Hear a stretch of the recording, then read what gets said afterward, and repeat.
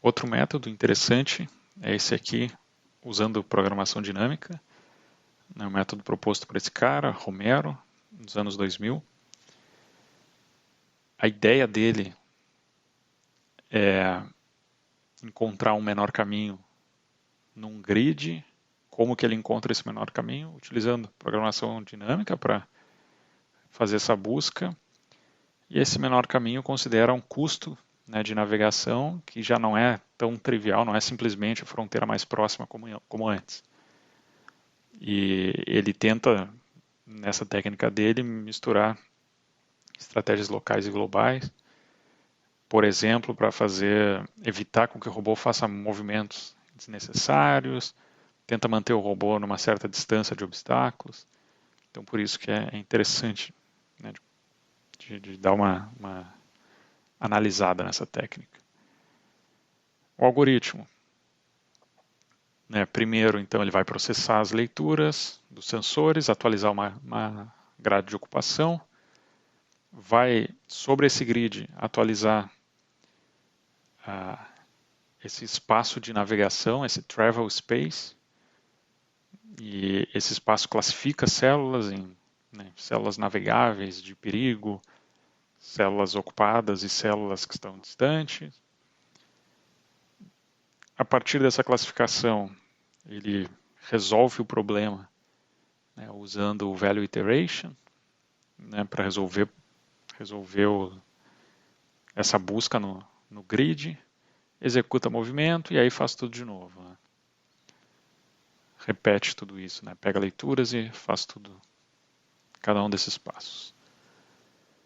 Como que ele atualiza a grade dele? Parecido com o que eu passei no trabalho de mapeamento, né? É uma ideia, é preciso classificar a partir de um valor de ocupação que vai de 0 a 1, ele precisa definir o que é célula inexplorada, ocupada, né, e livre. Então a ideia é basicamente aquela. A célula começa, né, como inexplorada. Se tiver dentro desse intervalo aqui, né, algum valor que foi pré-definido, PMIN e PMAX, ela é considerada inexplorada. Se cair fora, aí vai precisar analisar porque ou é ocupada ou é livre. Uma célula ocupada, né, uma célula se torna ocupada quando alcança um threshold, né, um limiar, que é o PO max, vai continuar como sendo ocupada até que o limiar caia por, né, uma sequência de observações que sejam feitas que baixa a ocupação. Se esse valor passar para baixo de um PO mínimo, aí deixa de ser ocupado e vira livre. Né?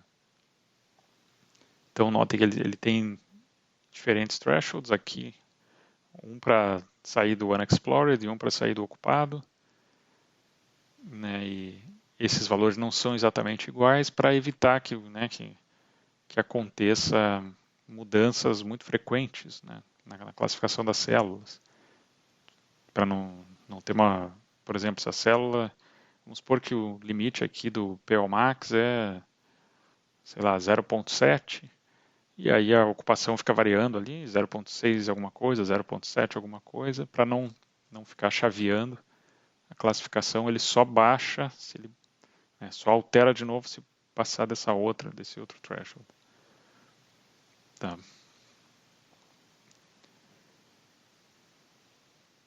Aquilo ali é a forma que ele classifica, né, essas células entre ocupadas, livre, né, e não exploradas.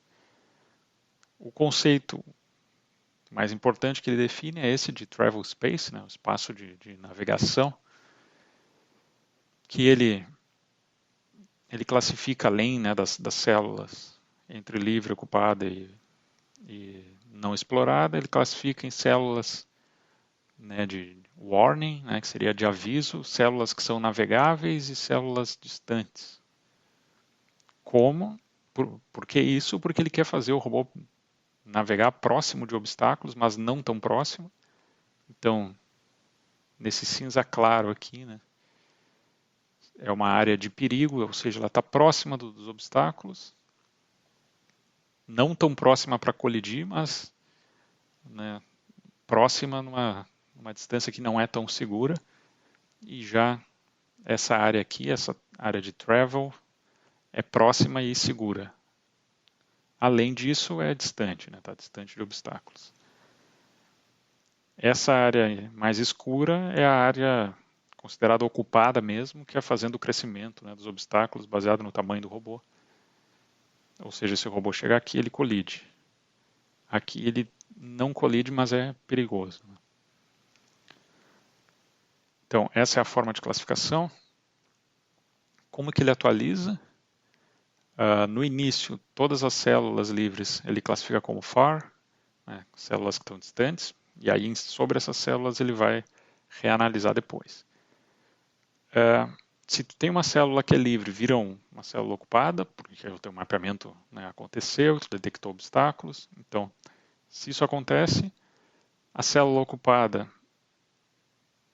eu vou aplicar esse kernel, né, esse círculo na volta dela, vou crescer, né, essa célula nesse raiozinho pequeno aqui e marcar as células vizinhas como ocupadas.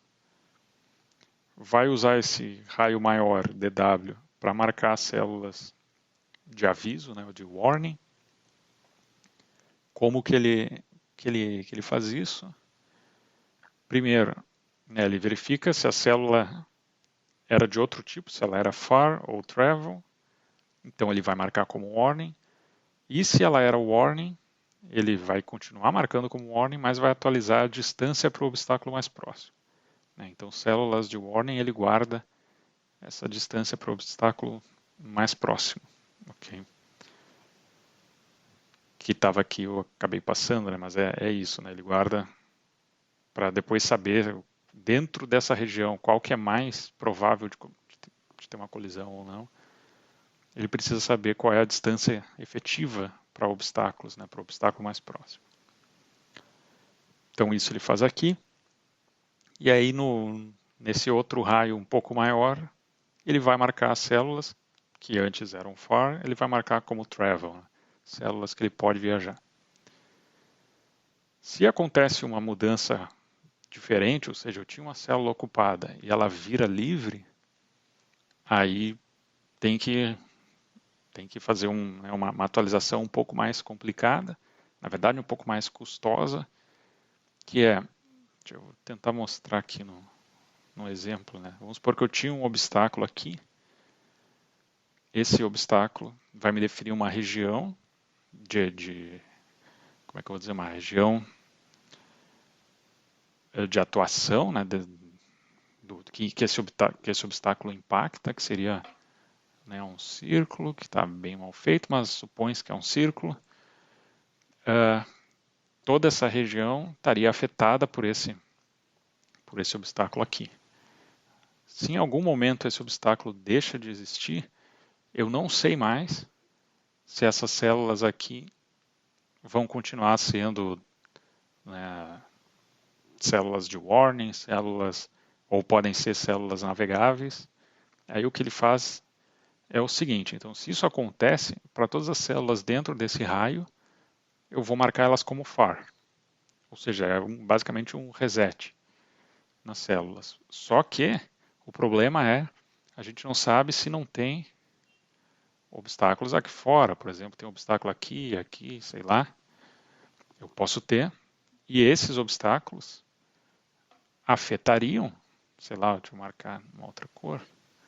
Por exemplo, esse obstáculo aqui afetaria uma região assim, ou seja, células dentro do círculo que eu apaguei. Então, o que ele faz? Para cada célula ocupada, dentro de um raio 2T, por que 2T? Porque, né, se as células afetam no máximo uma região com raio, né, de DT, eu vou pegar 2 vezes isso, porque é o máximo de células externas que podem afetar dentro desse círculo. E aí verifica todas as células nesse raio maior para ver se tem ocupadas e aí reatualiza se forem ocupadas.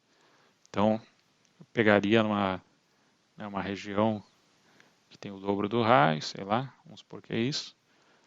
Ver todas as células que são obstáculos aqui, né, então essa aqui, essas aqui, se eu tiver mais, e aí atualiza essa região. Então é mais custoso do que a atualização contrária. E aí repete isso sempre que acontecer uma mudança de classificação de célula. Então, como foi falado, o processo de atualização de ocupado para livre é mais custoso, mas é mais difícil esse processo acontecer. É mais difícil de estar enxergando um obstáculo e não enxergar mais, do que de o robô ainda não ter enxergado um obstáculo e aí quando ele chega perto, ele perceber que tem um obstáculo. Então, isso aqui é mais fácil de acontecer. Aqui um exemplo, como é que fica, né, o mapa com essas classificações. Essa região cinzinha mais clara é a região de navegação desejada.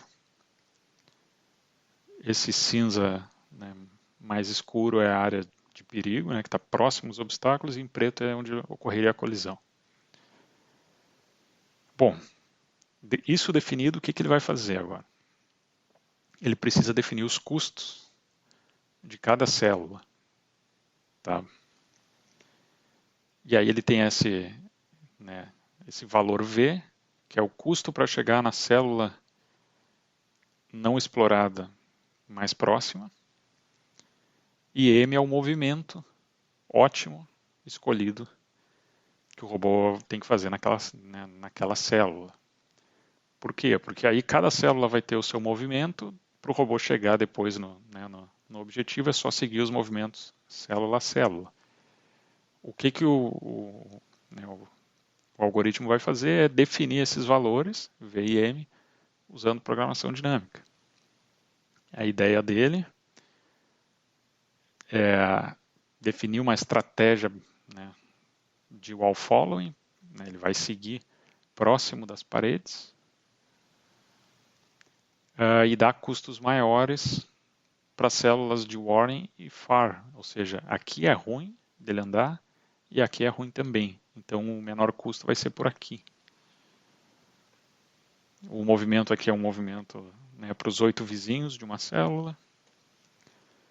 Inicializa todas as células inexploradas com custo zero.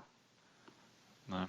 O custo para chegar numa célula inexplorada é zero, porque o objetivo é chegar numa inexplorada.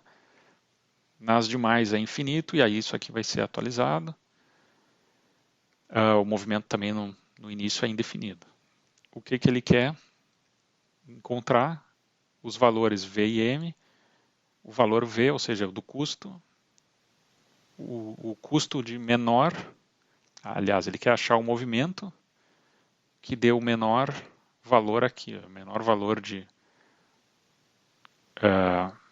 custo na posição vizinha. Então eu tenho x e y, essa é uma célula.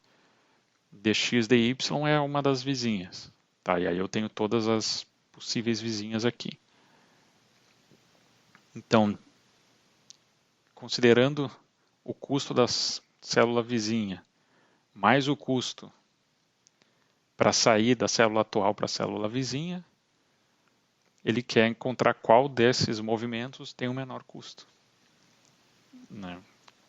Então, como que o método vai funcionar? Lá nas áreas inexploradas, o custo tem um valor conhecido e aí ele vai calculando para as células vizinhas. Tipo, a primeira linha vizinha a uma área inexplorada, aí ele vai calcular. Depois a segunda linha, assim por diante, até chegar no robô. Né? E aí isso é feito então com programação dinâmica. O que seria aqui, né, a programação dinâmica? É que ele está guardando esses valores, né, e sempre calculando em função do valor calculado anteriormente. Ele guarda não só, né, esse valor atualizado de V, mas também o movimento que te dá esse valor.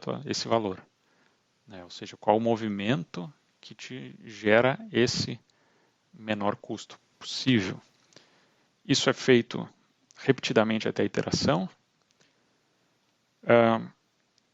termina quando tu chega na célula do robô e aí tem um valor ali, né, diferente do infinito.